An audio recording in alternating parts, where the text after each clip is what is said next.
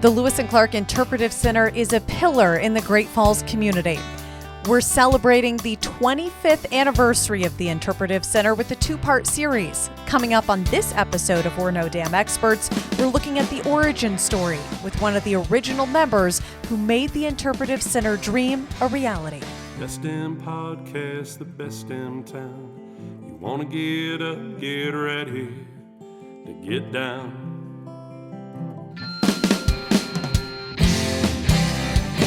With its big wide sky and the wild river Thames, if you wanna go, we can take you there to Great Falls, Montana. Welcome to the greatest damn town in Montana, Great Falls. I'm Rebecca Ingham. I'm Shannon Newth. And we're No Damn Experts. And I am so excited about this episode. Mm-hmm. The guest we have with us in the studio is a first-time guest.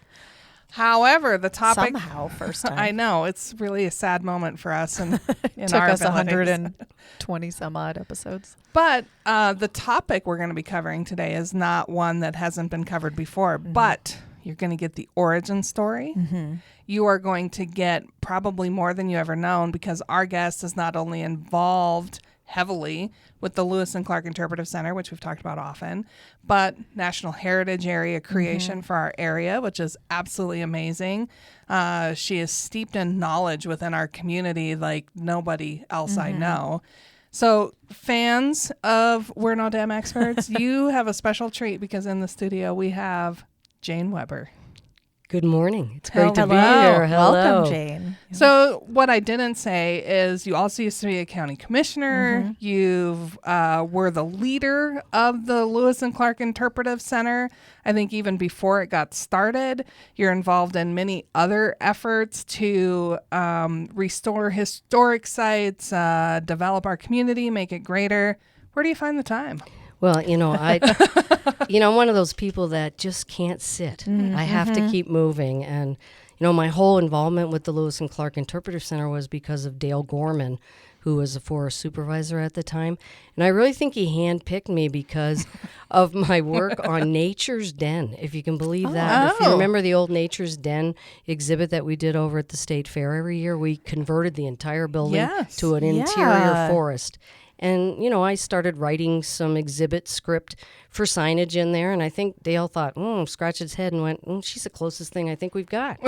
So She'll do. Well, Nature's Den still exists today. I think that's the whole name of the building. Yeah. It does. It's not the same building. There was actually an historic building on the site that was shaped like a T. And that was the original building that we were in. And it burned down. Probably 20 years ago now. So, wow. Yeah, probably burned down. I did not know that. Yeah, probably burned down at least 10 years after we'd started Nature's Den up again. Okay. Huh. I didn't realize that. Yeah. The Well, Nature's see, like Den I is cool, told though. you. It is great. We're going to learn stuff Learn all today. kinds of stuff. But Nature's Den now is still one of my most favorite exhibits during the Montana State Fair. Yeah. Oh, absolutely. If it's a hot day, you want to go in there. Especially Because on a it's hot the day, coolest building in the facilities Yeah. lot. And, the trees just smell so good that they bring in. Yeah. And, we always had Boy Scouts bring them in. I'm assuming they still have Boy Scouts that do that for a project. Okay. And then they have the live fish, which is really fun to have. And often live animals. Yeah, I feel like I've seen snakes in there, too. Oh, like absolutely. Contained, handled snakes in there. Not That's just right. roaming Not just roaming rampant in there. That's Yeah. right. Yeah. Well, the one time we actually had smoke jumpers that came and hung themselves up in the cottonwood trees with their parachutes. Really? And then showed the children how they got out of a tree, how they climbed down from a That's tree, because cool. that's a fairly frequent thing that happens with firefighters that are smoke jumpers. Yeah, I would assume. Yeah. See, I like as an adult, all these things that are like for kids, I'm like, oh, that's so cool. Oh, Like, yeah. I want to see that. I'm Well, I fascinated. hate to admit this, but, years and years ago, it was Smokey Bear's, I think, 50th birthday.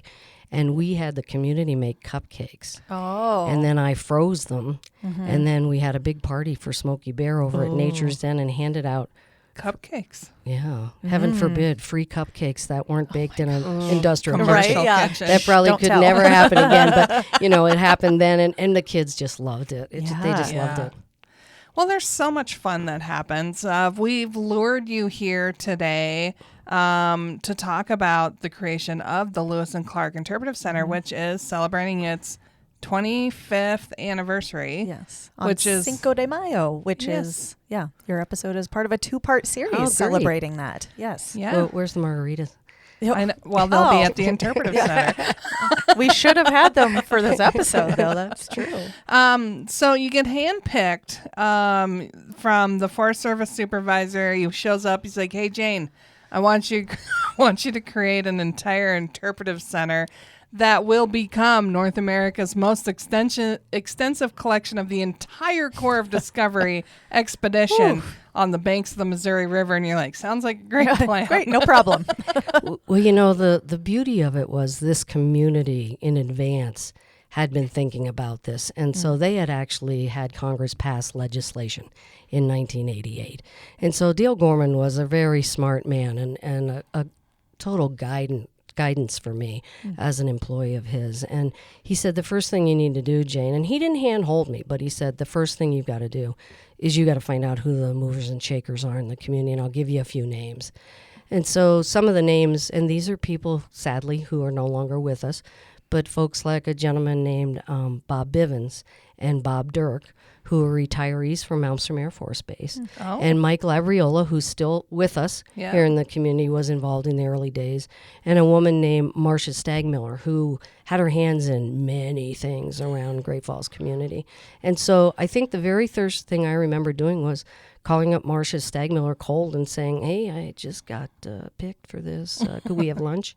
And she was so gracious about sitting down with me and giving me like a total brain dump. It was like drinking from a fire hose. Oh, wow. And she just explained everything that they had for ideas and how they had gone through the legislation, which was not an easy task to do. What's the gap here? I mean, from 88 to when Well, did you it was sit probably down? 6 months after the Okay. legislation passed that I was officially on board. Okay. So it wasn't real long after the legislation because Dale Gorman knew that we were the agency, the Forest Service, I say we because I worked for the Forest Service, we were the agency that was identified in the legislation to actually take this project forward. So clearly that would have had to have been likely beforehand, or because this is, I've often said, and maybe I'm wrong, which is not new to anyone who's listened to this podcast, it's not a normal place to house something like this inside the Forest Service.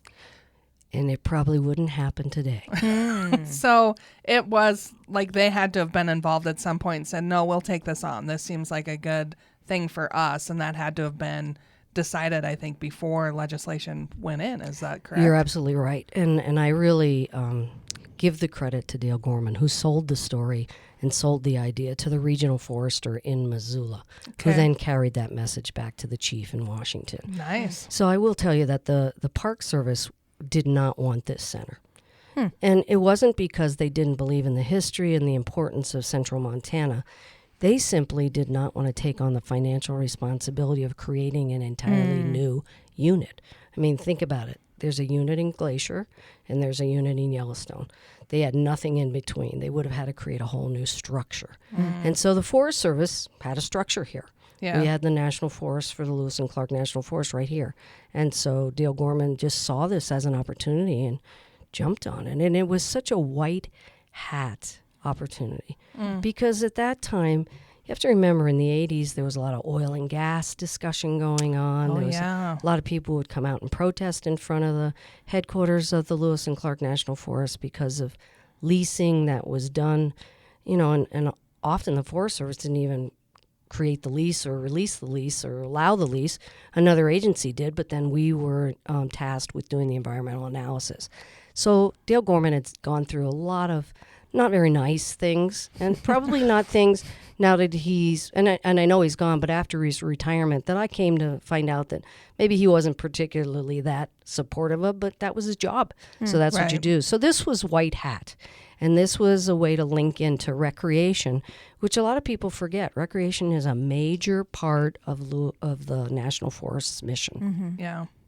And the office you were working at is not where it is today, which is a beautiful location, and certainly isn't where the Lewis and Clark Interpretive Center is. So I have to imagine in that time as well, you still have the Anaconda Company doing some operations in conjunction with that. Yes, there were buildings being taken down from the old site. The stack was already long gone because I think that came down in the early 80s. Okay. But yeah, there was removal of some facilities still going on. Okay. Or rehabilitation. You know, we have beautiful hillsides now where the old smelter site was that are green in the spring and look lovely. That was just underway at that time to get restored, the landscape restored. But, you know, one of the things that we did very early on was we went to one of our hotels here in town on 10th Avenue, just not very far from here, and we rented their big space, and we just said, we're going to have a big open public meeting. And, you know, people said everything from I want an IMAX theater in this facility to I want live animals there all the time, you know, that kind of thing. So it was like bears? Right. You know, like everything was all over the board. Gotcha. Nobody knew what an interpretive center was. And that's what the legal language in the legislation said. It said interpretive center. So we had to define what this community envisioned for an interpretive center. And so about 100 people came to that meeting. Oh, that's really neat, though, that there was all this community input as to what should it look like. So it becomes kind of the community's own asset. Yeah, you know, it sort of fell into my role with the Forest Service because I was the public information officer at the time. So it was my job to be in the community on all kinds of issues with the Forest Service. So we actually hired a professional that came in and helped facilitate the meeting. But basically, the community worked in small groups. They had little index cards. We had sticky notes. We did the whole spiel on the wall. And, you know, I think the funnest thing and the most dangerous thing that can ever happen is to write your mission statement. And so we actually allowed the community to write the mission statement. While we continued to work as a group of 100, there were several people that went to the side and built the mission statement, which still stands today. Oh, wow. I mean, it is That's the pretty same amazing. statement today. And, you know, Bob Bivens, who I'd mentioned earlier as a retiree from Malmstrom, was part of that group. Marcia Stagmiller was part of that group.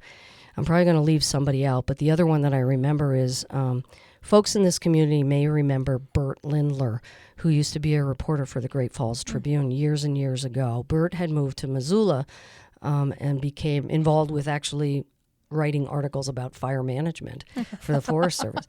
But his wife, Christy DuBois, was a wildlife biologist for the State Fish, Wildlife, and Parks. And Christy jumped in and participated in this small group discussion about creating the mission. Christy, I think, was the only female that dressed as a Lewis and Clark expedition member in like 1985. This was before I was even involved. When they did a reenactment of the portage for a national meeting of the Lewis and Clark Trail Heritage Foundation. And so she sat in, and her name is underneath the description of that mission statement. And she still lives over in the Missoula area today and is a fabulous small mammals wildlife biologist. So, so we did have community involvement right from the get-go. And I think that is what brought the support into the heart of people immediately. Because it's... obviously, folks, you don't know because there's no video.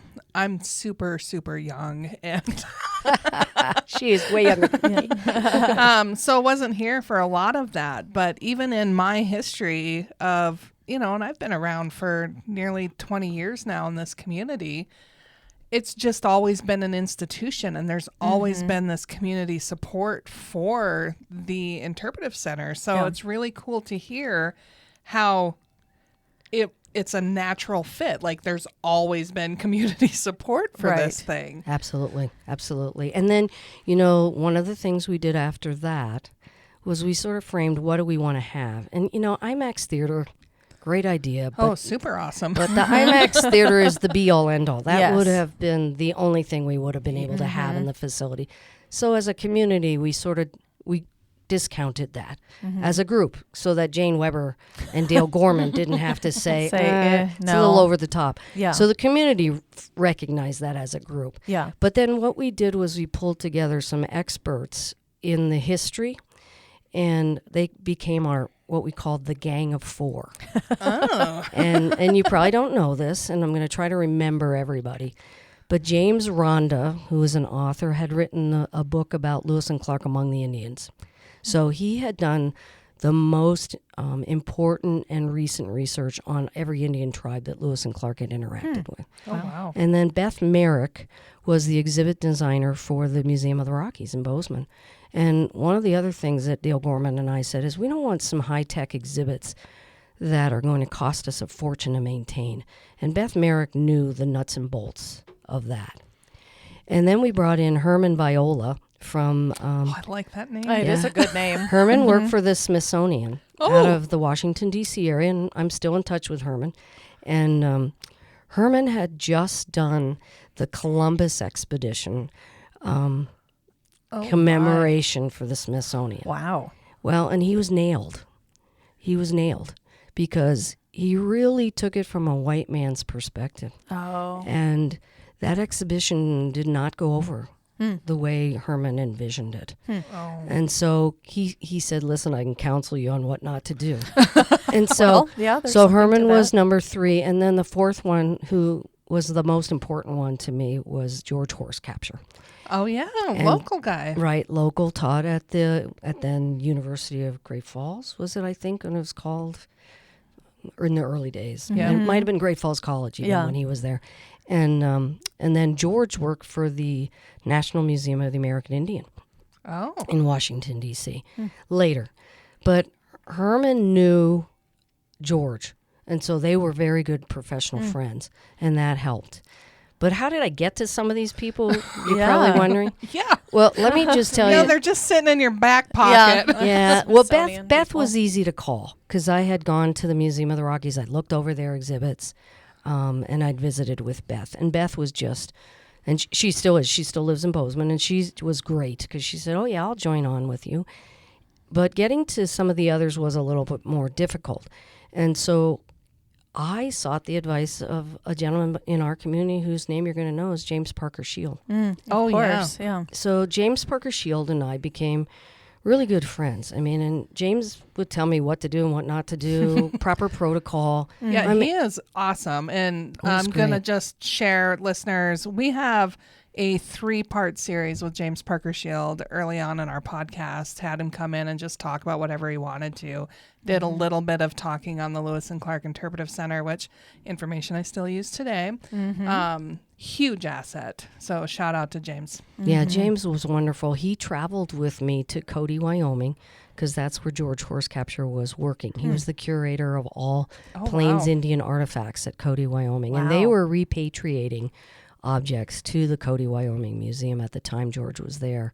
And he introduced me to George, and George joined us. I mean, I was just totally surprised. I'm always had been in awe of George Horse Capture, and he will always be a man that I respect forever and ever. So, Jane, you're walking up to these folks, much like the president walked up to Lewis and Clark and said, "Hey, we're on a mission."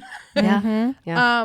They're not getting paid, are they? They weren't being paid, but we did pay for travel. Okay. And they did come to Great Falls. Okay. And we sat down with people from that 100-member event that we had at the hotel, and we kind of winnowed it down to probably a dozen people in the community who really said they would be committed. Because you can't have somebody that floats in and floats out. Right. Yeah. You got to have somebody that's going to stick with you through the whole thing. And so Bob Dirk was in that group. Again, Bob Bivens. Sadly, we lost Bob Bivens. He never saw the Interpretive Center. Oh. He passed away before that was open. Oh, but that's too bad. Bob Dirk had a great history. Mike Labriola was very involved. Again, Marcia Stagmiller was involved. And Dale Gorman stayed involved right from the very beginning. And then we started to get some folks who had some experience with wildlife and those kinds of things too. But Herman and George and and James, Rhonda, and Beth, they came together out at the Fish, Wildlife, and Parks facility at Giant Springs. We used their meeting room many times. Yeah. And sat down to try to hammer out the story. And the whole concept of Lewis and Clark and their travels through Indian country, which is the main theme at the Lewis and Clark Interpretive Center, was generated from that group.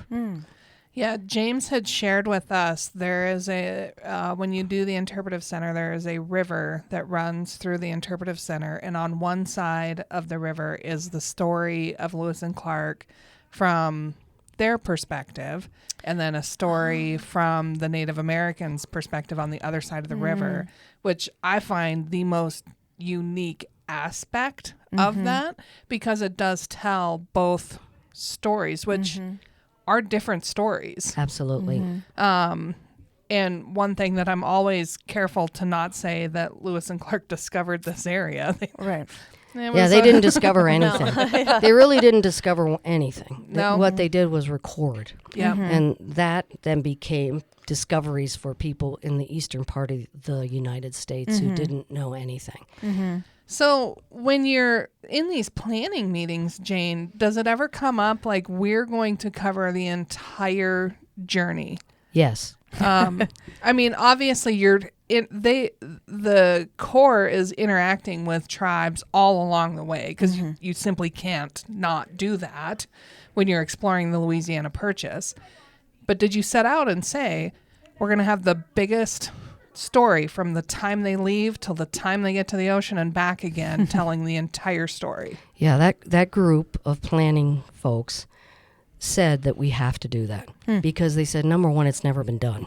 No other interpretive center tells the entire story. You can see it from that specific location. Correct. But not in the big scheme of the whole Correct. thing. Yeah. And 2 years, that was a multi-year expedition. Things were already changing in the lower Missouri. I'll call it the lower Missouri, up into the North Dakota country. Yeah. Things were already changing with the tribes because of the influence of Euro-Americans coming up. And so telling the whole story was really great, because then you get to show those changes just over the short period of time. Really, when you think about it, that's a very short period of time in that era, because, they didn't have the internet, they didn't have travel on planes, but it already was changing lifestyles for some of those tribes. So we really wanted to make sure that we portrayed that entire thing. And the other thing that was really important that Herman Viola said, and George agreed with him, was you can't tell the Indian side of the story from a white man's perspective. You got to get the Native Americans to tell their own story. So we had to go and work with every Native tribe that we portrayed in that exhibition hall and have their words. So when you read those exhibits, you're going to see quotes from people that are not the exhibit designers and not people from Great Falls. They are from tribes. And so James went with me to many tribal council meetings.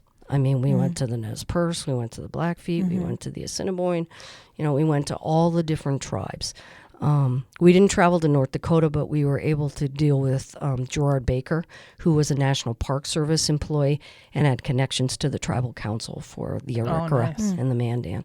And so that's how we did it. And it was an interesting exercise, getting feedback back and staying on track with exhibit evolution and trying to get text back in a timely manner and comparing notes and saying, does this work? We have to shorten what you sent us to fit on the sign.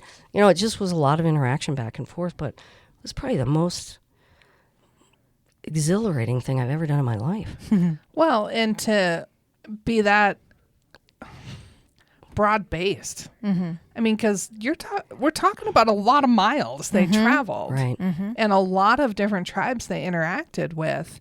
And for, I wonder how significant the meeting was sometimes for the tribes to see Lewis and Clark, because they weren't like the only people in the area. There were fur trappers and that kind of stuff. To have that kind of an interaction hold in your memory, to go, oh yeah, I remember those dudes. Floating by. Yeah. Well, and it was pretty sensitive dealing with the Blackfeet, because there was a death with the Blackfeet on the return trip. And so telling that side of the story is pretty important in the return portion of the exhibit hall downstairs. We want it to be very sensitive to the Blackfeet's story evolution, because stories are passed down verbally, as you know, Right. from tribal generation to tribal generation. And we wanted their story to be portrayed. And the last thing I remember that we really talked about too was, and if you look at the Lewis and Clark exhibits downstairs, we didn't want people to walk away from that exhibit and saying, oh yeah, those Indian people, they had an interesting life.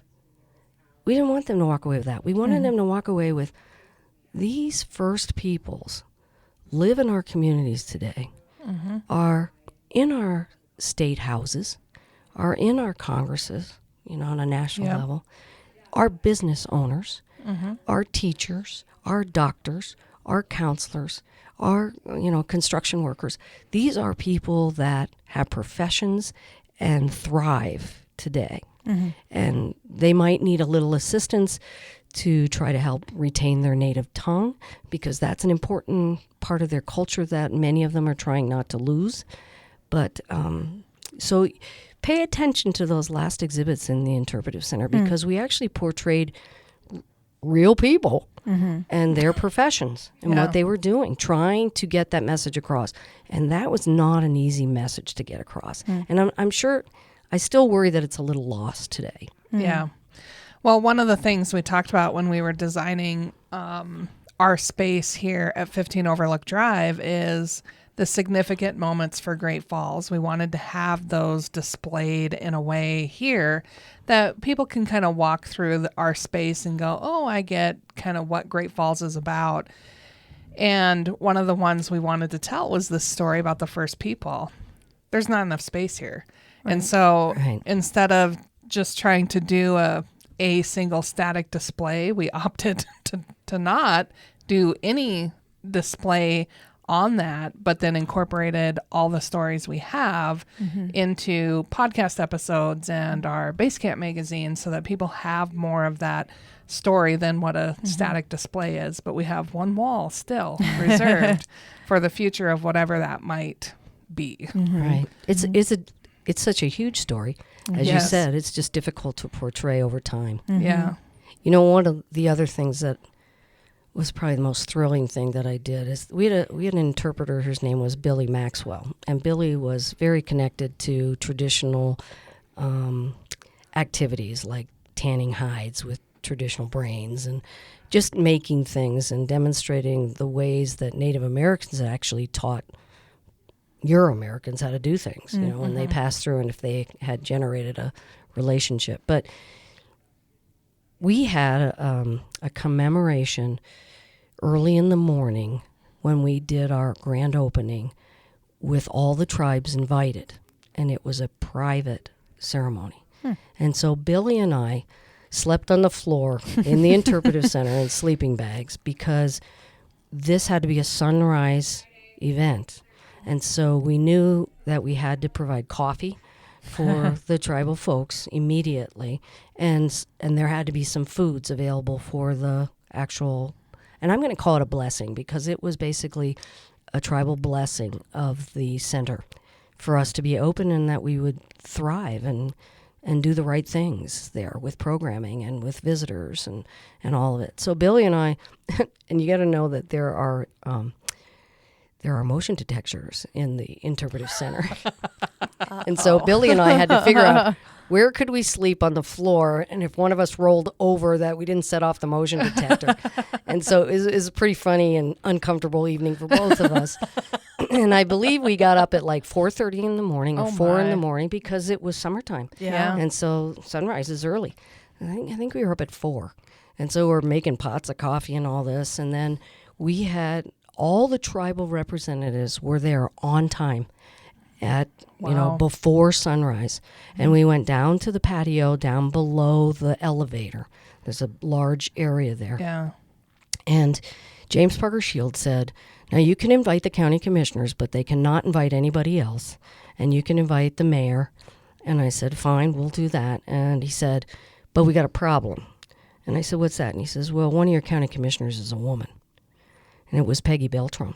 Oh. And I'm a woman, obviously. And James said, you can't participate. You got to tell Peggy she can't participate. And I said, okay, well, Peg's up with that. I mean, I'll talk to her about it. And, I'm just here as background noise. I'm pouring the coffee. And so Peggy came, and it was really interesting because they did a smudge before they started the ceremony. And we were in a large circle. And I mean, there were Crow people here. There were Blackfeet people here. There were Nez Perce people here. Yeah. There was Assiniboine people here. It was a large group of elders who came. And we smudged. And, you go around the circle. One with an oyster shell is what they were burning the sage in. And James was part of helping make sure that was moving along. And Peggy just sat on the side. And they did allow Peggy to smudge. And they didn't allow when we got to the smoking of the pipe, because they did pass a pipe at the very end, too. They passed food around. It was probably an hour and a half ceremony. Oh, wow. It was lovely because the sun came up during the ceremony, and there was a lot of native tongues spoken, and it was just incredible, just the catharsis and the symbiotic relationship between different tribes, because, not all these tribes in the days of Lewis and Clark were pals. Right. They were competitors. And so this was incredible. This was just incredible. It is so neat that happened at the Interpretive Center, because the other thing that we've learned is the First Peoples Buffalo Jump, just to the south of Great Falls, also a natural place for meetings. There was not the warring that would happen at other buffalo jump. And so, interestingly enough, I mean, this is former Blackfeet area, for that to just continually happen in Great Falls. It's just really a neat, not just once or twice, but it continually happens in Great Falls, where people can come together with many differences and past histories that are not complementary and still embrace what this area is. Yeah, and I always remember James, James explained many things to me, as did George Horsecapture too. And I think George was at that grand opening ceremony too, the blessing ceremony. And James said, this ceremony will set you on a good path. And that's what it was for. And so when we had the 10-year anniversary, we repeated the same thing. Wow. And again, people don't know that because it was private. It was private. And we allowed the participants into the parking lot, and then we locked the gate because we didn't want a general public stumbling onto this. And we actually had staff, as I recall, down below the path because people were walking along the river between Giant Springs. And we just said, sorry, it's a private affair upstairs and you can't walk up this portion of the trail for another hour and a half. People were very respectful of that because could you imagine if there had been gawkers? It just wasn't the right thing to do. So and it's got to be awkward, because from my perspective, a marketing perspective, it would be cool to record that, get that on video, but it's also the inappropriate thing to do. It's not something you watch. It's something you participate in by invitation, done by for a specific purpose, not for marketing. That's right. It would As be cool terribly as it is. it'd be terribly disrespectful. So we were just so pleased that happened. So did you want a little bit of a story on how we got the film in the Interpretive Center? Well, that, and do you have some stories about, I mean, there's a huge building with the cost associated with some of those. I don't think the Forest Service alone bore those. No, that was a deal. And I really think back alley deals. Well, no, I think that it was a deal that Congress didn't think we'd be able to make happen. So showed them. Yeah, we had a building that was designed, and we knew it was $6 million with the exhibits, and so Congress said, "Well, we'll give you a half." Oh, and you got about 18 to 24 months to come up with the other half. Otherwise, it's off the table. We'll give you 3. You come up with the other 3. And I will tell you that this community launched. I don't know if you remember Jim Flaherty. His son Mike still runs the paper business I know here Mike. in I town. never met his dad. So Jim Flaherty was involved with an organization, and for the life of me, I'm not going to remember the name of it, but it was a kind of a shipping group, and they had dissolved. They were dissolving. And Mike Labriola called me up and he said, I think they have, I don't know, I don't quote my numbers, but it was at least $20,000 in their account. And they have to give it to a nonprofit. Oh. He said, this be a really good start for the fundraising. Mm-hmm. I mean, $3 million, $20,000 or whatever, but it was a start. And that was a lot of money. I mean, $3 million was so intimidating to me. I just went, oh my gosh, are we ever going to be able to do this? And as a federal employee, I was not allowed to ask for money. Right. I could tell the way the money was going to be spent and the need for money, but I could never ask for the money. So always there was a partner that went with me, and Mike Labriola went with me to this organization one evening. I gave the pitch on what we were planning to do. I talked about the design and all of that, and then Mike just said, look, this is a good thing for our community. And Mike was involved with the Chamber of Commerce at that time. He was the vice chair. And so Mike just said, I think you should give it to this group.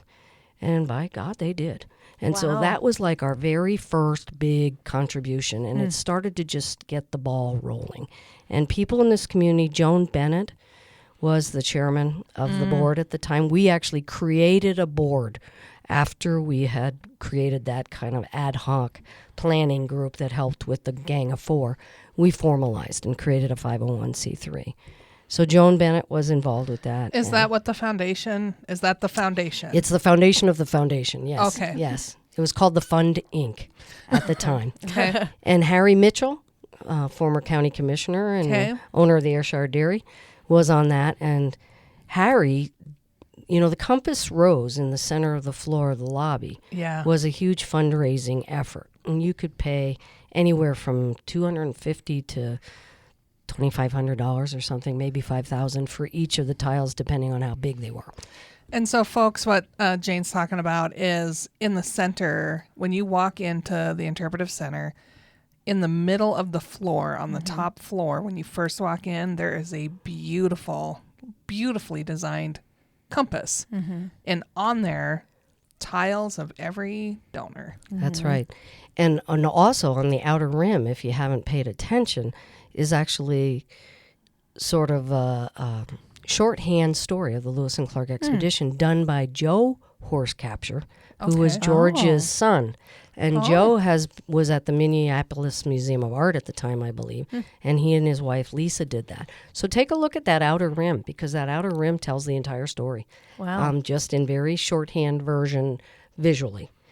And then Harry Mitchell, I can't tell you what a godsend Harry Mitchell was. Harry Mitchell tracked, and then remember, those are the days where we didn't have computers, we didn't have Excel spreadsheets, we didn't have that. He tracked every donor, what amount they wanted, and some people would say, I want to be on the northeast piece of the compass. Oh, man. So Harry had to track, if someone requested a specific location on the compass rose, where exactly they wanted to be. And some Did they people have to didn't pay a premium for that? Like to if get a special like spot. I want to be in this specific No, spot. That's I going to don't- cost you an extra $100. Yeah, I don't think Harry did that. He should have. Yeah, He right. should've. Yeah, I don't think that happened, but it should have. Okay. But Harry tracked all of that. And to my knowledge, and then Malasani's here in town cut all the tile from the design and then did the inlay for us. Wow. And I think, they were really sweating it on that, because that was... Everything had to fit together perfectly. Yeah. Those pieces were each cut to go around in a circle, so each of the side pieces were sort of flanged, so they had to fit from the center of the circle to the outer width of the circle. Malasani did a fabulous job with that. It's tile. It is. It's all tile. It looks like marble. It does. It will That's not last easy. forever. It will last Yeah. forever. Oh, man. Local artisan right there. There you go. Yep, Yeah. Yep. So we were very fortunate. We tried to have as many local people involved with every aspect of this as possible. Now, the exhibit design, we couldn't, because we don't have exhibit designers of that size and caliber here in Montana. So we went to Minneapolis for that, St. Paul area. And Split Rock did the designs of the exhibits and did a fabulous job. And we went back I think Mike Labriola went back with me at least once to look at them in progress. And we would say, we don't really like that way that looks. And so it was kind of an interesting dialogue back and forth with the interpretive designers, because the foundation, or Fund Inc. at that time, paid for all of the design and all of the construction of the exhibits, and then donated that to the Forest Service. And they did that on purpose so the Forest Service could not, as the government, have total control over the story. They had control over the story. Wow. The community had What control over insight. the story. So to backtrack a little bit, you get the $20,000 and then boom, you have $3 million. Right. How long does that take? How It took about 18 months. I mean, it Wow. was pretty Okay. quick, I thought. They went out and actually just started hitting foundations, corporations. It had to have almost been helpful to have, like, hey, we've only got this long to get it done, or Yeah. it's not an option. You're right. You're right. I mean, that was really a stimulus for us. But I truly think Congress never thought we could achieve it. Yeah. Yeah. I really do think they never thought we could Well, get it done. $3 million in 18 months. It's a lofty goal. It was. And we did receive the first grant from the state. You're going to have to help me with this, Rebecca. There are grants that go out now from the state. Yeah, tourism grants. Right. And we got the first one, and we got the entire grant. Oh, so wow. normally they split it now. Yep. Yeah. But we got $200,000 Wow. from the state tourism group. And we did receive, if I'm recalling, $200,000 from the city of Great Falls, because they had just sold, I think, well, maybe it was from the county, because they had sold the nursing home here in town. Oh, So it was Harry Mitchell. He was on the board of directors. It was the county. So wow. Those are big chunks, though. yes, they to were get big chunks. 400,000. And the Yeah. Murdoch Foundation gave us a significant sum too, and they've been very generous to Great Falls for many years. Yeah. So, yeah, it came together. My biggest regret, Rebecca and Shannon, is that when we hit the $3 million, we just went, we did it. We made it and didn't keep Oh, pushing. And Coulda we kept didn't going. keep going. We should have raised an endowment. Yeah. We should have raised an endowment. Sure. And we didn't do that. And that was my bad. And the rest of us thinking that's all we needed to do. Sure. Because had we raised an endowment because we had the momentum, we would have had money to change Yeah. out the audio equipment at a sooner pace. Because that Right. audio equipment now is over 20 years old. And it's failing them on occasion. And they are finally getting the money to be able to do it this year. But it's way overdue. Way overdue. But to not beat yourself up about it, that's a huge goal that you all were able to achieve Yeah. to get the $3 million. Yeah. And the intent focus it must have taken. Oh my goodness. Yeah. Not to name anything specific, but I was a part of a project that tried to raise money just to get like $100 million today to build a building, and that process, no, it didn't work. No. Didn't work well. Well, it was at a all. different era of philanthropy, too. Yes, you it have to was. remember, in the late 80s, early 90s, people had the opportunity to give and had the money to give and were willing to give. We're in a different place now. The 80s were different, not just in that, but like 80s bars, completely different than bars today. I can't speak to that, You right? know, you know, people, you know, it was a different scene. It's a good decade to be born in. So you raised the money. How long did it take to construct everything? It took about 2 years, if I'm Okay. recalling, to construct and get the exhibits installed, and then to get the film, too. So... The land? Did you guys have to buy the land? What's the deal with the land? So the land, that's a good question. Because it's not in a normal location. Like, I shouldn't say normal. It's not in the middle of town. The Interpretive Center is not just It's sitting in a there. state park. No. It's in a state park. Yeah. And so, again, and James Parker Shield was out there on the side. I can see him standing, walking around. Several of the people I've named, Marcia Stagmiller, Bob Bivens, Bob Dirk, Mike Labriola, they were all out walking the land with us with Dan Vincent, who is the head of Fish, Wildlife, and Parks right here in our regional area at the time. And people wanted it on the river. They wanted a view of the water. And they just felt that was incredibly important, and it certainly is. Well, it makes the most sense. Yeah, It does. really does. But, there wasn't very many places where you could just find land. Right. Yeah. And so, you have to remember that was the early days of Giant Springs Park building. They had just built that building out there. Okay. And that building was on a septic system. And they were already worried because if you're going to have visitors coming to an interpretive center, oh my goodness, how are you going to, we can't do this on a septic system. And what are we going to do? And you got to have extra land for a septic system. So we selected this site and went to Fish, Wildlife, and Parks officially and said, we'd like to have this site. This is the best site, best location of undeveloped land on the opposite shore, too, which was nice. And there was a transaction. There was a financial transaction between the Forest Service and state parks in order to have that land. And then that land was actually deeded into the city. It became part of the city limits. And I'll tell you why. Oh. It had to. Water we and had to sewer. have water and sewer. Yeah. And so the city, that's where the city came in. The county actually gave us $200,000 in cash, so it's coming back to me now.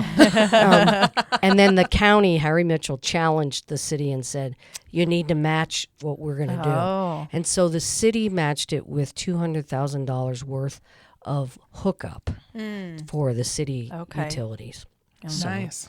the city knew that they could contribute that, and anybody else that joined in along that sewer line or water line would eventually have to buy into it. So they would recoup some of their money. I don't know whether that was ever tallied over time, but the Sure, it city was saw worth that it. that was worthwhile thing and that they could recoup funding. So right there, then you have $400,000. So it was a match of value. So we were really starting to pull the $300,000 together pretty. I mean, not the $300,000, the $3 million. Yeah. Pretty quickly. Yeah. Wow. And the building is striking because it had, well, it's also the people who work there have the best office views in the entire. I mean, we have pretty darn good ones here too, but It is pretty dang they have awesome. pretty nice views. The big, huge windows Yeah. overlooking the river that, you're talking about. When you walk into the Interpretive Center, you're depending on where you're looking. Like I'm going to be looking down because there's a chance I'm going to trip. It's just because I'm not that talented. But when you walk in, I'm looking at the ground. I see the compass. I'm like, oh my God, look at how beautiful that is. And then you look up and you're like, oh, floor to ceiling window where it is the full length, 2-story floor to ceiling window. You're just staring out at the Missouri River. No matter what the weather is or what it's doing, it just draws you to that view. Yeah. And then you see the ginormous boat. Tell me a little bit about that That is probably exhibition. one of my favorite pieces in the Interpretive Center. I don't know if other people are unnaturally attached to it, but what did that take to create or find? That thing, installing that Mm. was a terror. We did it in the evening, as I recall, because they were still working on the building itself when we were starting to install exhibits. So those glass plate windows were in there. Ooh, And we installed it from the top of the lobby. Oh my And gosh. we had to roll it down. with the windows incline installed? With the windows installed, because you my couldn't gosh. install exhibits without them being enclosed in Right, the building. Yeah. And And nobody's I at the bottom. Stop. No, but I don't care how many people you put at the bottom. It's They not aren't stopping stopping them. it. I wasn't going to lay my body down, but we were terrorized. But the exhibit designers were very experienced. They knew what they were up against, and they had pulleys and chains and all kinds of things holding that thing as they lowered it little by little down onto there, and then locked it in place so that it would not I was just going to move ask, how afterwards. is it Yeah. in there now? I Oh was just no, trying- it's permanently locked into that Yeah. that false cliff area.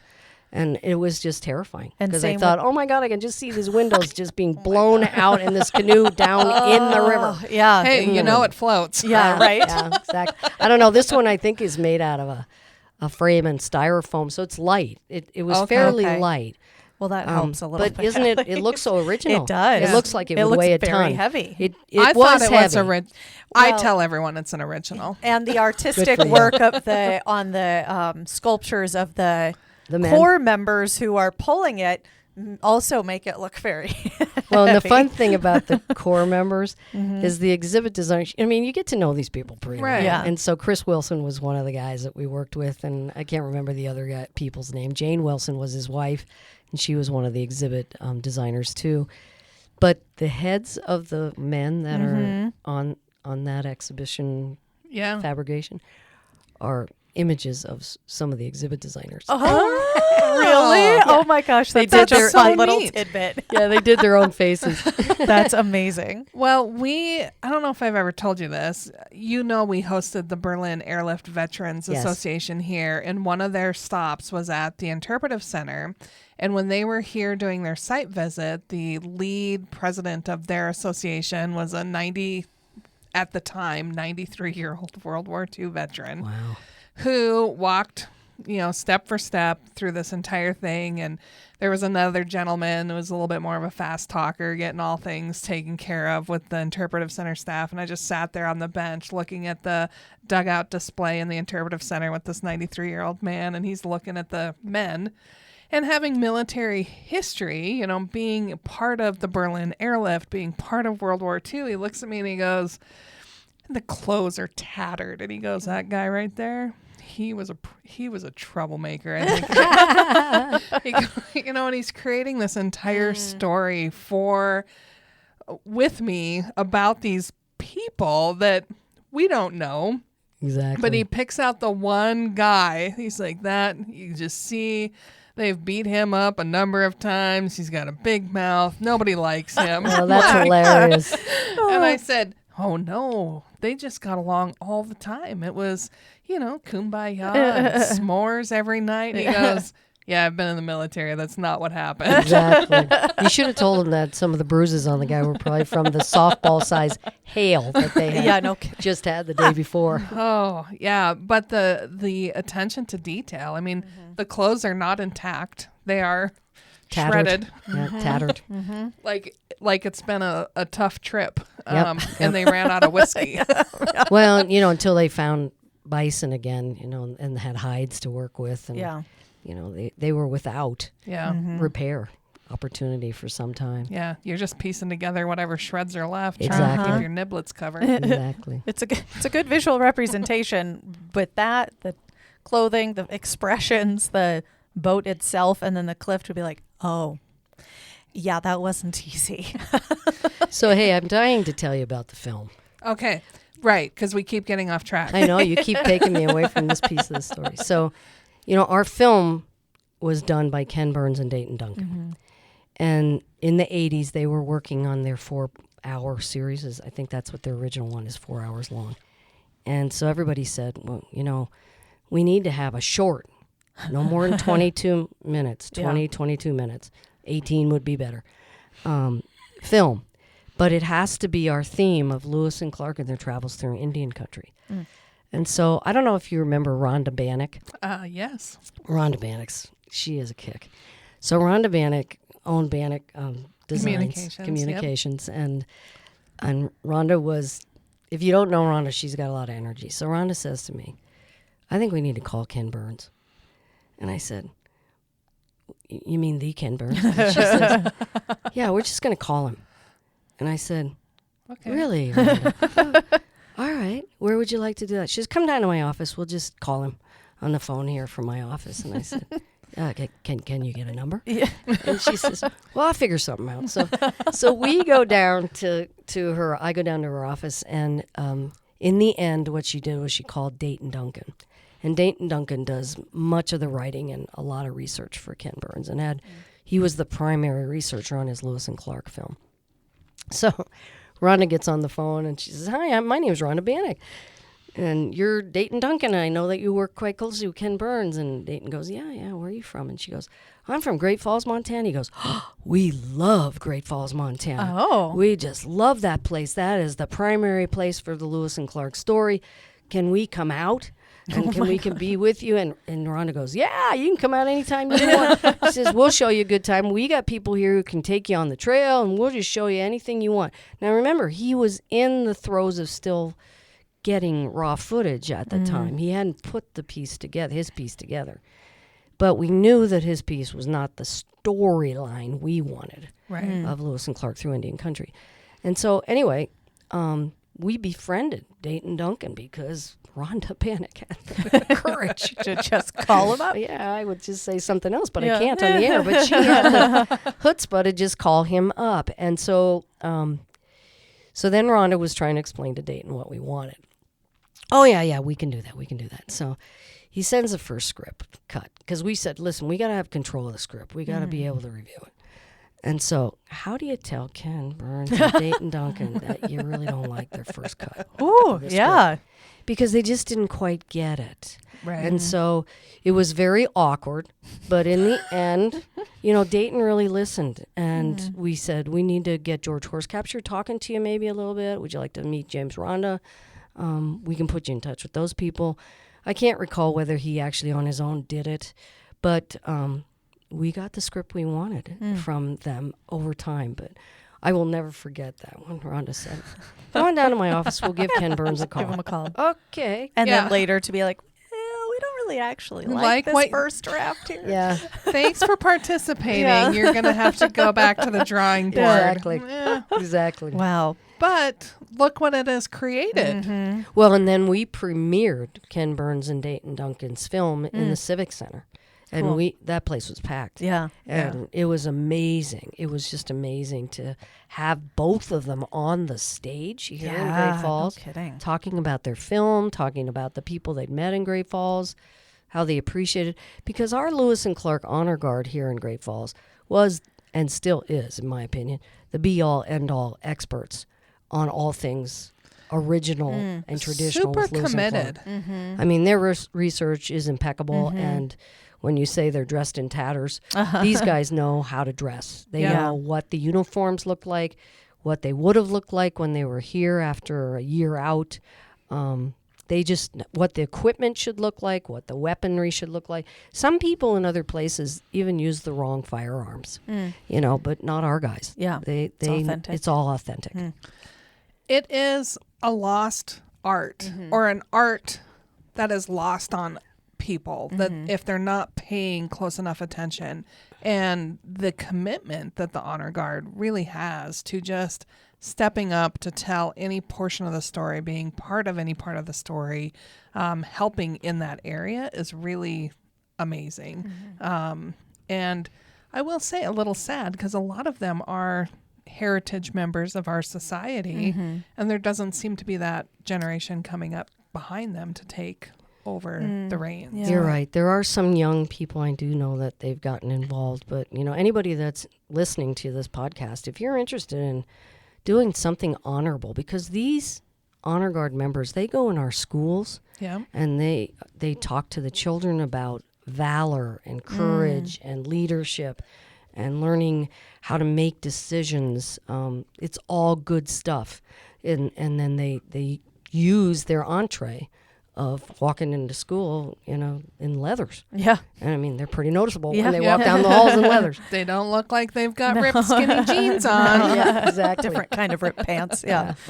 And this film is, so talk about then, we're jumping ahead a little bit to modern day here, but this film is still an integral part of the experience when you go to the Lewis and Clark Interpretive Center. That's correct. There is now a second film that they alternate with, but Okay. Ken Burns and Dayton Duncan's film is the premier film that we usually show to school groups when I was there.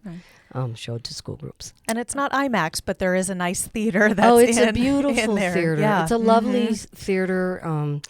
And It's I know IMAX-like. Yeah, It the is experience IMAX-like. is great. Yeah. And I mean, I know that they've used that theater for rentals in the evenings for other Yeah. kinds of productions that are shown and other there. presentations. Exactly. Other film premieres. Correct. The wildlife film with Carey Milligan and Jake Gyllenhaal was premiered there. There's a story about Great Falls. Side note, Yeah. it was not filmed here. It was filmed in Enid, Oklahoma, but besides the point. So can I tell you? I have another story to Tell, tell. please. So, I was the director there for a decade, which was an honor to be able to do that. I knew nothing about running an interpretive center. a decade after you got it built. Right. Yeah, for Yeah. 10 So years. you did all of that, and you're like, yeah, now For I'll 10, run it. 10 Yeah. years afterwards, I was Yep. able to then operate it. And a woman by the name of Sue Bouchel was a National Park Service employee, and she worked up at Glacier part-time. She had a young son and a single parent, and it was tough because she'd be apart from him, and it was during critical growing period for him. So she talked to me, and she had come down and helped me out with a volunteer training program and a fee collection system and all kinds of stuff that I knew nothing about, but she knew everything about. And so I got to give her credit. She should have been the director. I was her accomplice. She just kind of led the way for me. So Sue decided to come and stay with us for a full year just to get us up on board. Oh, wow. And it was tremendous because she started the interpretive program for us where we required employees to learn how to be interpreters and speak in front of the public and have a theme and have an engaging story and be historically accurate and use primary sources with your research, all of the above, which is anybody that's working on a master's program in history knows that those are important things. But you also have to tell an engaging story for a 6-year-old as well as a 60-year-old. So Sue helped us with that, and that program was fantastic. And we did educational programs out at the Interpretive Center too. But one of the things we wanted to do was we wanted to do a little film, little side film footage with a live grizzly bear. And so Great idea. I mean, I can't see anything going wrong Are we here. calling Ken Burns for this too? yeah. So, you know, every time we had an anniversary, to me, it was important to bring a live animal there. So we had live birds there. We had live bison. Well, that's another story about the live bison I can talk to you about. But, you know, we had people from the Nez Perce come and they brought up their horses and had them all decked out in Nez Perce regalia. So all of that was always happening at an anniversary. But so we tried to, we didn't try, we actually successfully filmed this, but we engaged the services of a gentleman who had a live grizzly bear who was pretty well trained with a shock fence. And so we were down on the Missouri River, and Norman Anderson, who's a retired history teacher here in our community, is president of the Honor Guard, said, okay, I'll be Lewis. And, you know, it's the scene where the grizzly bear chases Lewis into the river, and he shoots at he hadn't recharged his weapon. Oh. So he had his espontoon, his spear kind of thing, that he points at the bear. And so there was also another scene that we wanted to create, which was having the bear chase one of the men from the expedition. Don't ask me which one now, it's too far away. But up in a tree, which he climbed up in a tree to get away from the grizzly bear. So we had raw chicken legs, because that's how you attract the bear. And so Steve... side note, don't hike with raw chicken. So Steve Schaller was an employee at the Interpretive Center, ran a tremendous education program for us. And so he was a member of the Honor Guard. And he said, well, I'll be the one that gets chased up in the tree. And so the handler kept saying to Steve, now, you got to pet the bear first. He's got to smell you before we start any of this filming. And he said the same thing to Norm. And he kept saying, don't make any quick moves. Just kind of stand there and let the bear get used to you. And then, so that was terrorizing. You have to get that feeling from Norm. Norm could tell you that. And then Steve climbed up in a tree. And so we had to simulate the bear pawing at him up in the tree and trying to get him to, you know, showing that the bear caused him to be in the tree. Well, in reality, when you're filming, Steve's in the tree and you're trying to just simulate the bear doing that. So Steve had raw chicken in his hands, and the bear was going after this raw chicken. It was like, oh my God, just drop the chicken. Yeah. Drop the chicken.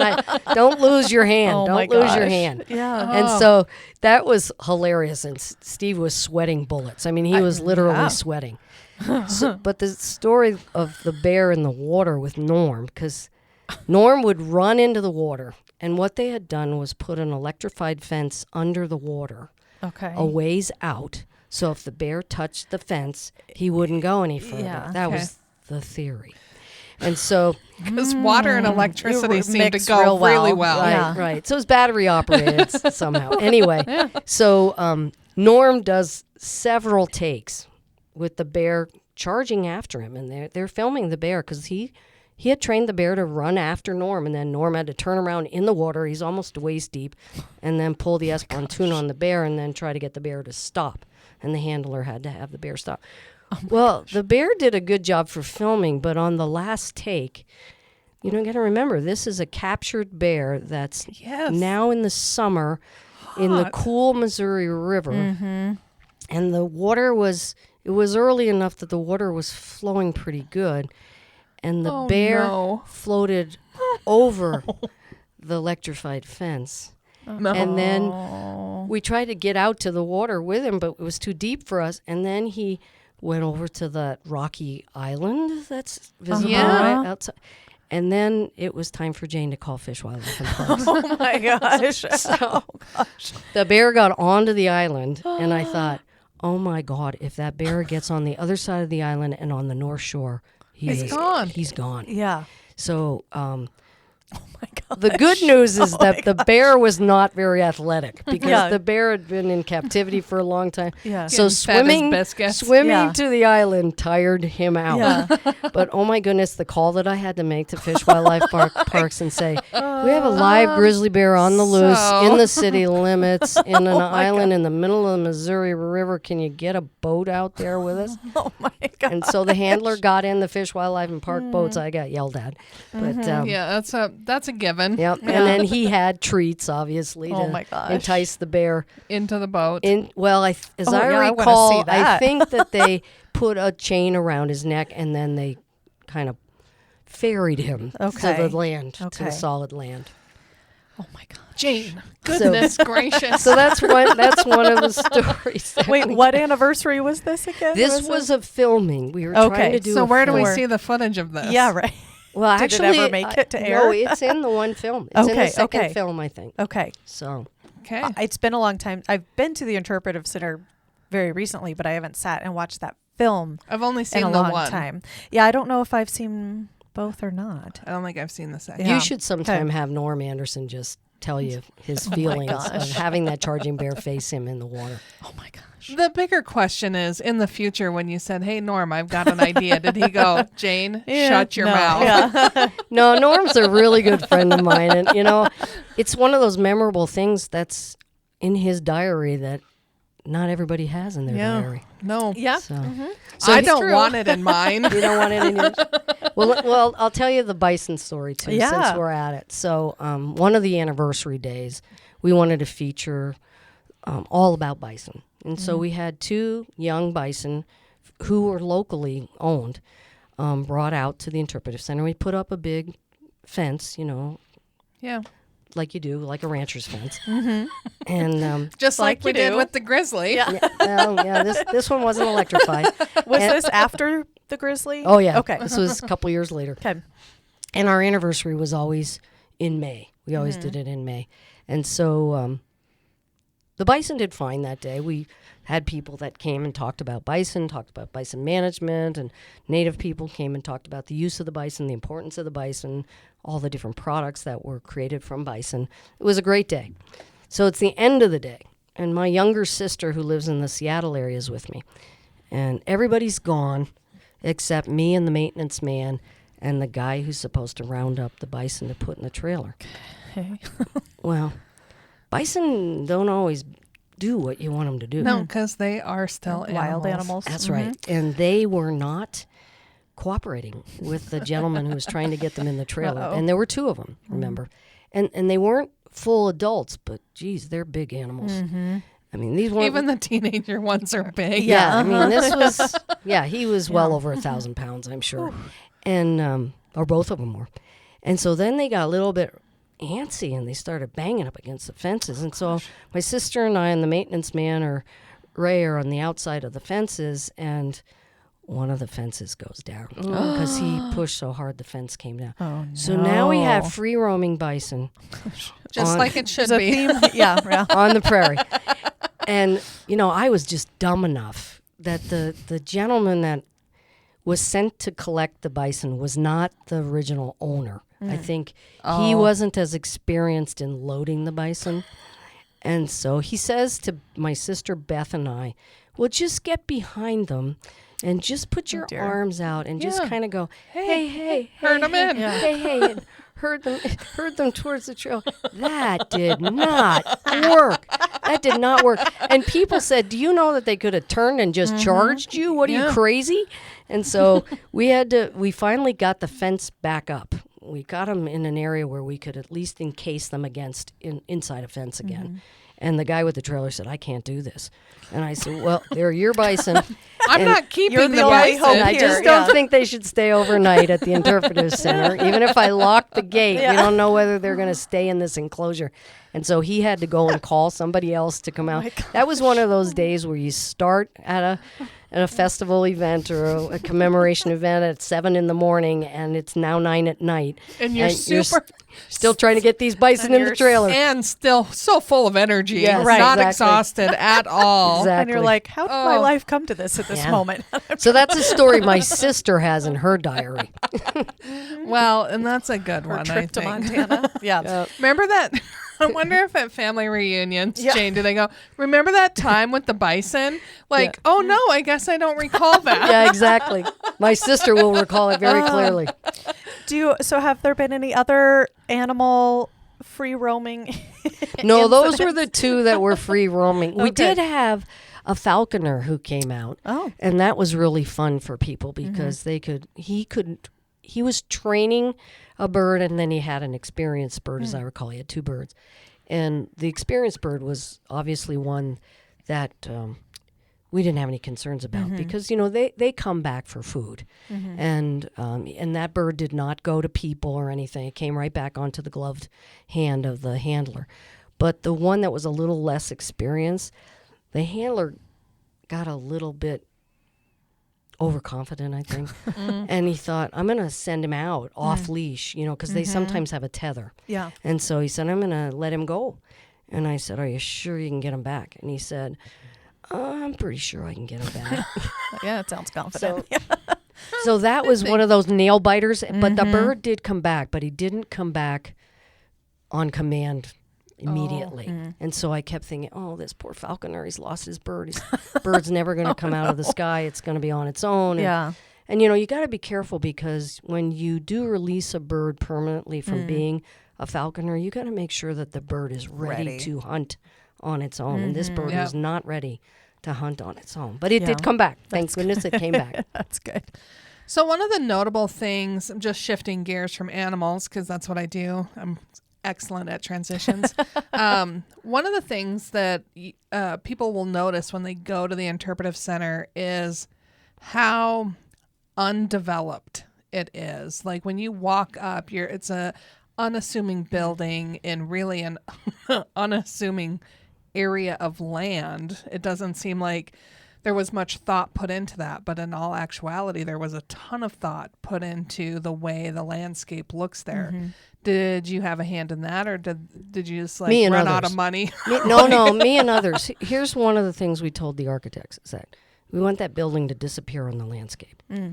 And it pretty much does. Yeah. Except their colors weren't great.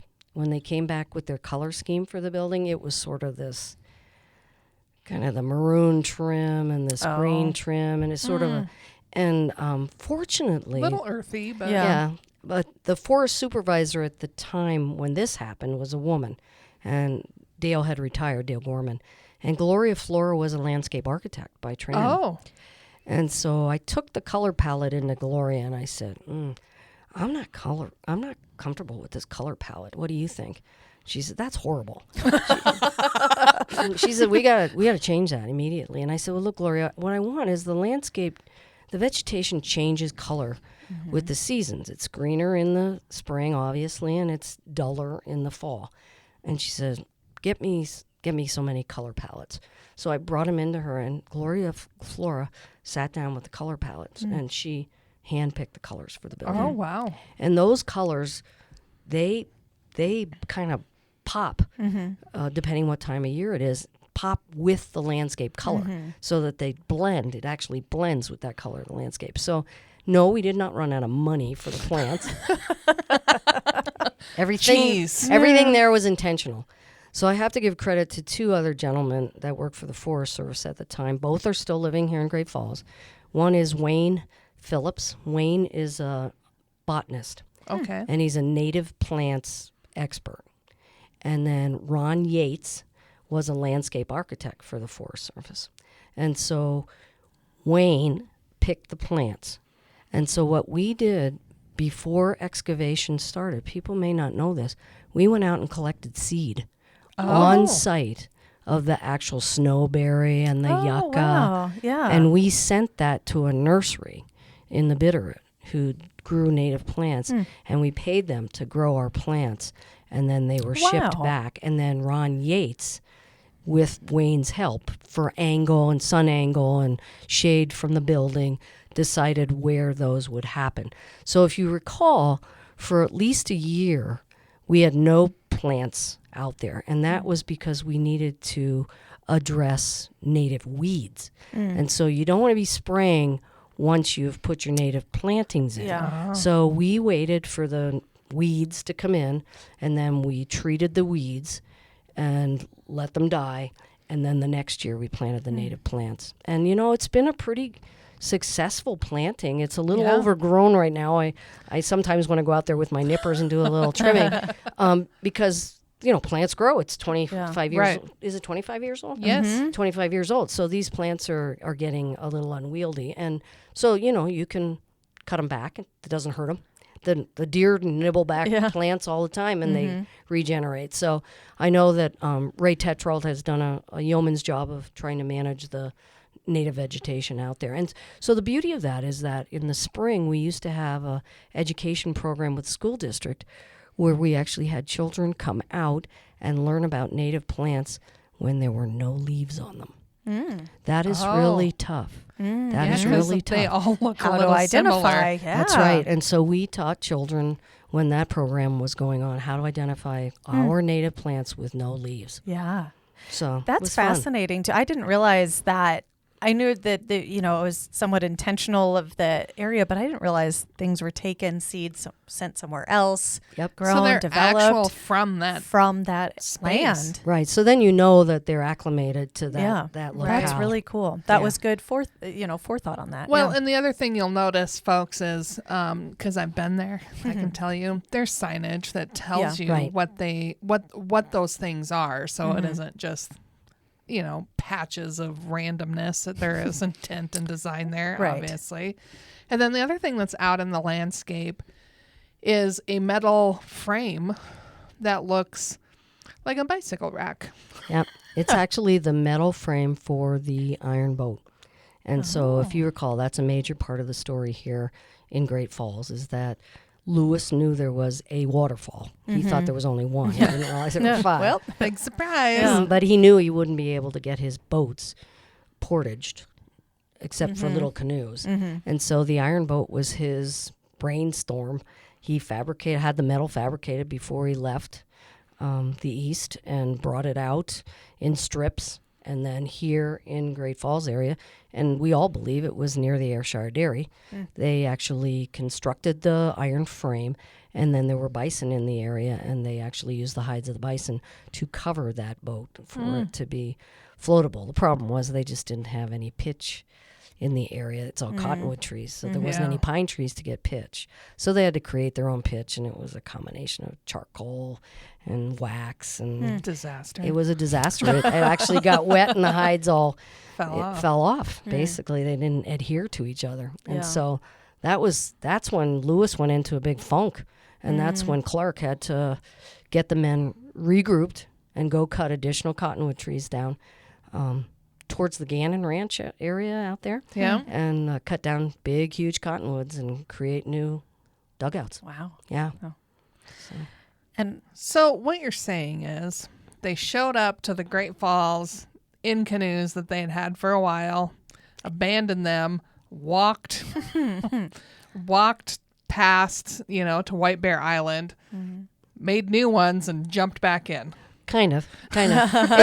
With one exception is that they left the larger boats that could not be portaged. They did have a couple dugouts already. And so they used those dugouts to portage what equipment they had. But then when they didn't have the iron boat. They needed additional dugouts, so they made additional dugouts. They've made dugouts several times. I mean, they learned from the Nez Perce when they needed dugouts, when they had used horses to get over the pass over in the Idaho side. And then they got onto the rivers again, and then they needed vessels again.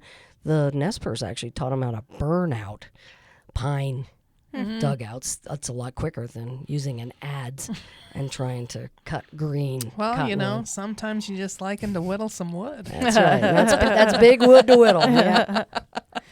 Was talking about being outside of the center there, was the amphitheater kind of set up, the outdoor space, was that part of the original design as well? Yes, it was. And when I was the director there, we did programs there every Friday and Saturday night throughout the summer. And it was great, except a couple times you'd be eating a few bugs. But, I mean, the mosquitoes weren't too bad. We would actually ask the city to spray for mosquitoes, and that was very effective when they would spray for mosquitoes. But when you'd have a hatch of bugs that didn't bite, they'd be all around your head. You had a little halo around your head. You'd be eating them a few times. But, people would swat them away. Extra protein. There you go. And there it's good stargazing spot as well. It is. The astronomy club used to come out there all the time on special nights, once a month. And then the programming in the center was to make things. The children would make things, or we'd show films inside the theater specifically about astronomy and stars. And it was great. It was great. And I will tell you that there are several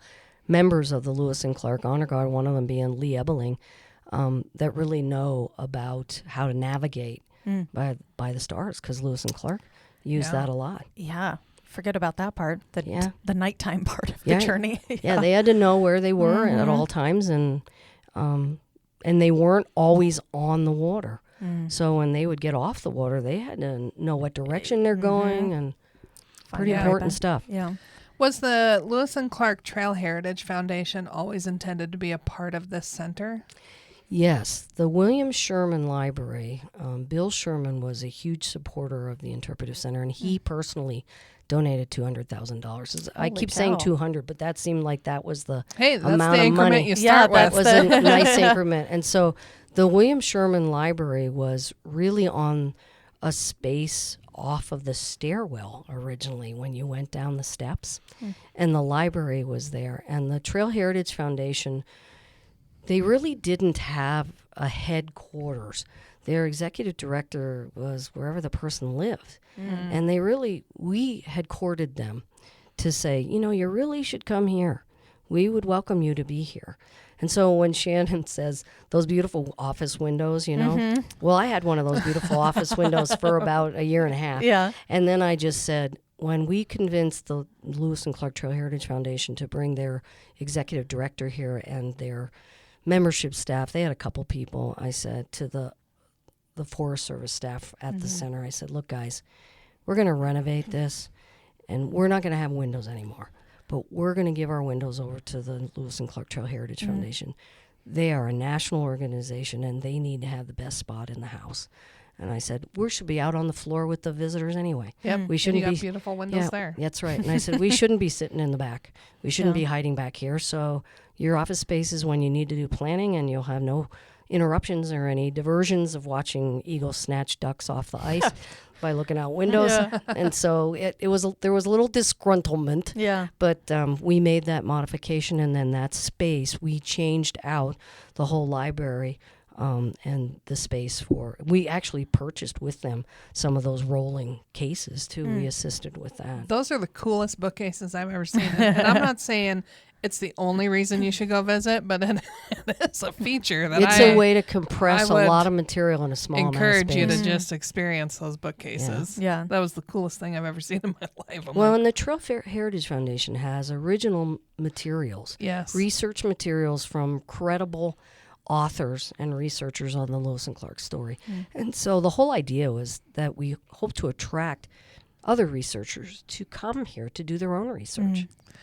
Now, there is like some type of scholar program that has come to the Trail Heritage Foundation at the Interpretive Center.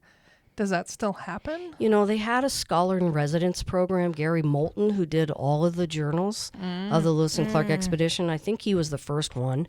Jay Buckley has been there from Utah, and he actually wrote the most defining book on Clark. And so he was there, and he's a professor still.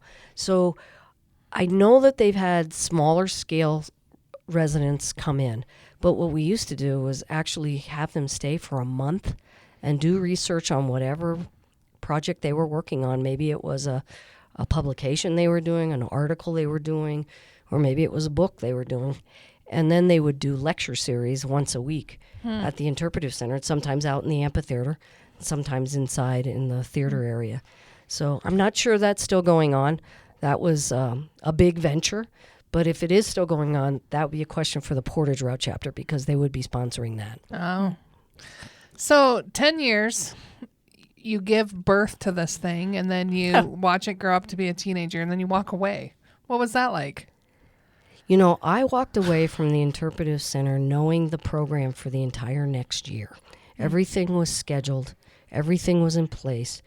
Even if they brought in a temporary person, all you had to do was follow the schedule. Everything was laid out. And we were at such a successful level at that time, and we had very credible staff who knew their jobs. I felt comfortable stepping aside. It was time for me because, you know, I got to tell you that 10 years, it was a great job. I loved it. But I am not a repetitive person. So when you're celebrating Black History Month and trying to find another new speaker for Black History Month, each time I thought, you know, we need new blood here who has new ideas to bring in people. Yeah. I mean, because for Black History Month, Shannon, you may not know this, but we brought in extremely well-qualified Black poets that came in that had done poetry on the Lewis and Clark expedition. Wow. And some of the poems were actually in the voice of the dog. Oh, wow. And the gentleman that did it, the voice was often from the Black character on the Lewis and Clark expedition. From York. Yeah. So that gentleman was great. But, you know, I like a new challenge every time. And when I was approached to consider moving on to a new venture, I said, yeah, I can make maybe a new... I can try it. I can help out in a different way in our community. Yeah. Well, the infamous Meg Whitman always said when she takes a leadership role, she's got 10 good years in her, and then she has to step away because you need a fresh set of eyes.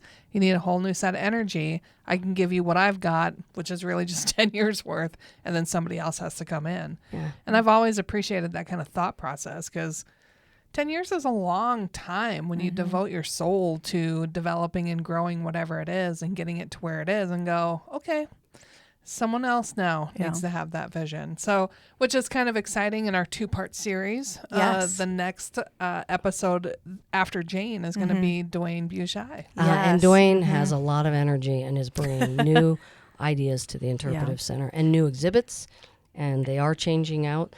Well, I don't want to steal his thunder, but Dwayne is bringing new things to the Interpretive Center, and I think it's going to be fabulous. Yeah, Dwayne is fun. He's been on the podcast before, just telling stories that he knows. And then, you know, like you were talking about the Rangers there having that interpretation aspect, the areas they know and the things that they know and the information they share is just crazy.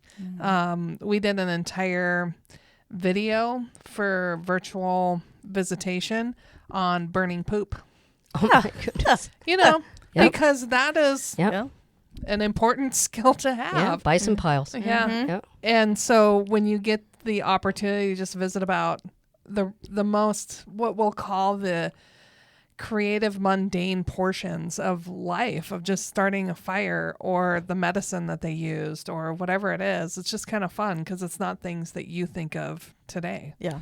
But just normal for them. Like, okay, you want me to teach you how to start a fire. Okay, here we go. Yeah.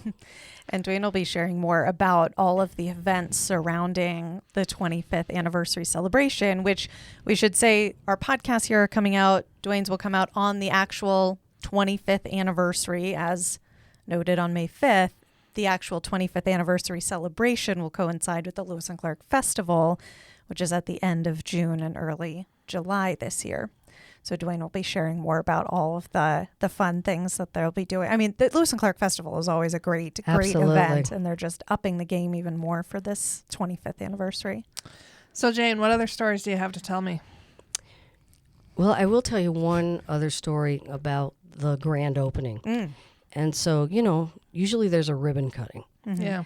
And so James Parker Shield and Mike Labriola had this scheme of creating this big, long, sweet grass braided rope. Oh, cool. wow. And so you don't want to cut that with a pair of scissors. No, that's a little bit of a challenge. So Mike Labriola said, since you're talking about making fire, Yeah, I was. Mike said, well, how about I make fire from flint and steel and we burn the sweetgrass rope in half. Yeah. And all the players are on either ends of the sweetgrass Yeah. braid rope.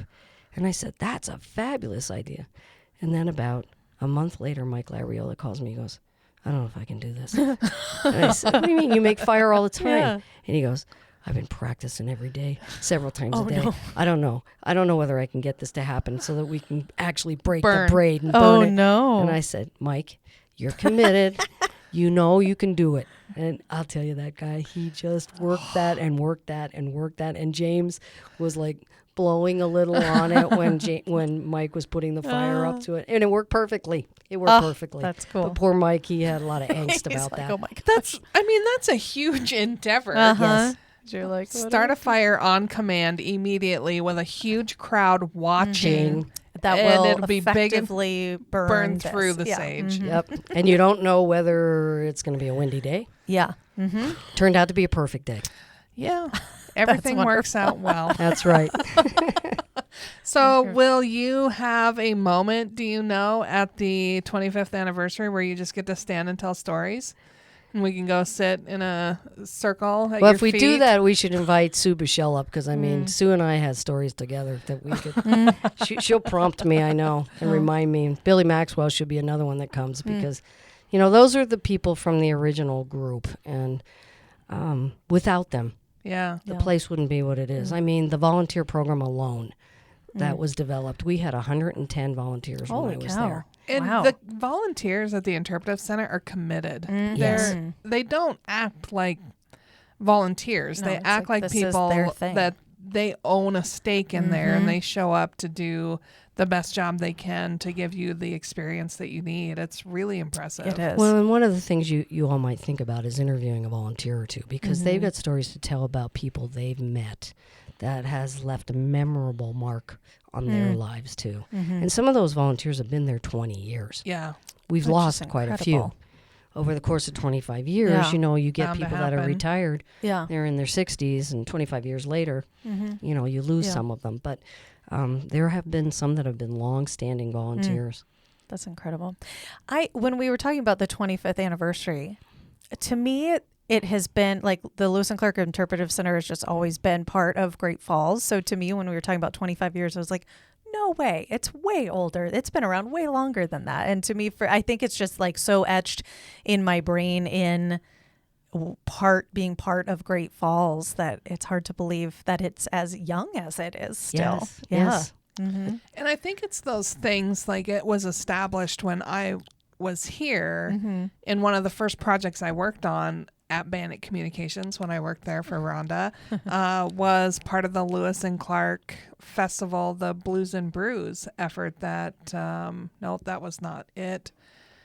It was, We had the Mission Mountain Band out at the Lewis There and we Clark go. Interpretive Center twice. and then there was some floating trips that they were Oh, gosh, auctioning yes. off. Oh, and yes. So I was part of the design team that was working on that. And, it doesn't register at the time that it is still such a young Yeah. organization because at the time it would have been 3 years old maybe. Oh, wow. Yeah. So Crazy. Yeah, it's much younger than the Sam Russell Museum. yeah. And, some people were a little afraid that it would overshadow the Sam Russell Museum or the Sam Russell Museum would overshadow the Interpretive Center. All to the contrary, everything has been a complementary thing because when you come to Great Falls, there are 10 museums in this community. Yep. And there are plenty of places to visit, see a different era of our time of development in Great Falls. And so it's just a lovely thing that people forget. Go to all of them. Right. Yeah. And It's all Sunday part of the Sampler, story. Sunday Yeah. Sampler just recently. Yeah. So, it's all good. It's all good. Well, the more, the and- better. Yeah, exactly. And you don't get to be Montana's museum capital for nothing. Exactly. You know, we build amazing museums. We put our heart and soul into them and then open our doors for you to come and experience. So That's right. you need to do that. Yeah. Jane, thanks for sharing the stories. Yeah, It was thank fun. you. It was fun. Thank you. Yeah, it was a blast. And if you want to know more, stay tuned because we're going to have more Lewis and Clark stuff coming up. Plenty more people that can share more stories about all the fun that's there. But mark your calendars, June 30th, July 1, July 2. That's when the Interpretive Center's 25th anniversary party is going to happen. There may not be wild grizzlies or bison, but it'll still be fun and safe and exciting for everyone. Well, we'll ask Dwayne next week. We'll find out.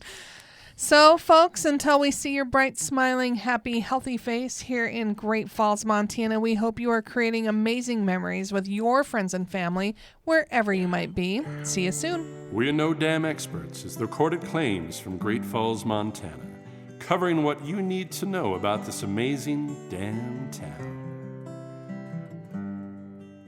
Damn, that felt good.